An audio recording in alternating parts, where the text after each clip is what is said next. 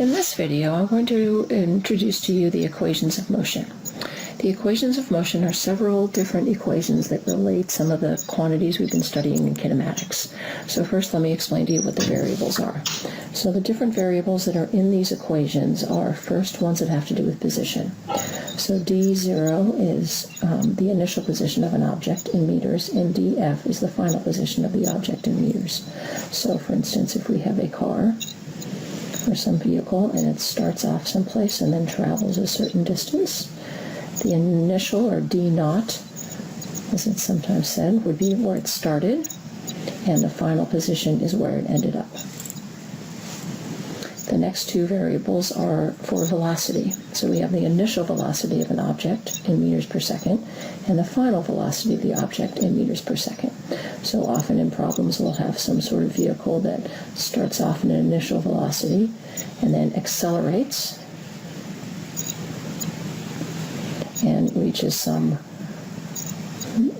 faster final velocity in the end. And the next two variables are a for the acceleration and t for the time. So for all the problems that we will be covering, the acceleration will be a constant value. It will always be in meters per second squared. And the constant value means it will always have the same rate of acceleration.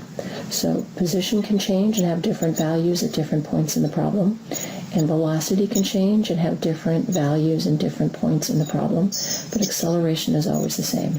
And remember, if we have an acceleration rate, like let's say we know something accelerates at 3.2 meters per second squared, what that means is that every second the object increases its velocity by that amount. So it increases velocity by 3.2 meters per second every second. So we can figure out how fast something is going a little bit later if we know its acceleration rate. And acceleration can definitely be negative, but it doesn't always mean something is slowing down. It depends on which direction it's moving. And t is our final variable, which is the time in seconds. And you do need to watch the units, because sometimes if time is given in a variable or in a unit that is not seconds, you'll need to convert it. So here I show the actual equations of motion. So these are three different equations that relate all of these different values. You do not need to memorize these equations. They will always be given to you, but they do relate each of these different quantities. So the first one relates the final position, the initial position, the initial velocity in time, and then acceleration in time. Number two relates the final velocity, initial velocity, acceleration in time. And number three is the one equation which does not involve time. And so sometimes if you're given a problem and you don't know the time, you can use number three. And just as a note here, the acceleration due to gravity, if we're talking about things falling on the Earth, is negative 9.8 meters per second squared. So let's try a sample problem. How far does a car travel in 30 seconds if it starts from rest and accelerates at 3.2 meters per second squared? So first I would like to write down the quantities that we know. It's always nice in a problem to just take a look at. I like to circle the numbers that we're given, and then there's other things that we're told to. So first of all, what we're looking for is how far. So we know that we're trying to find the final position, find df.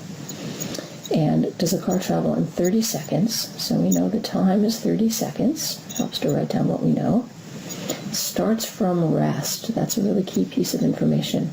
So that tells us that the initial velocity is 0 and accelerates at 3.2 meters per second squared.